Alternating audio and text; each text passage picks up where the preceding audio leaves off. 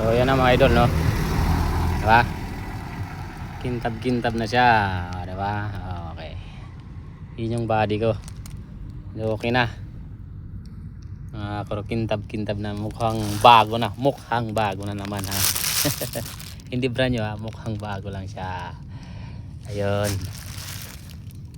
Pati top box. Linagyan ko yan ng back to black. BS1. Diba? Goods na naman siya. For rides na naman. Diba? Ayan. Ayan. Flex ko lang yung motor ko niya yan. Diba?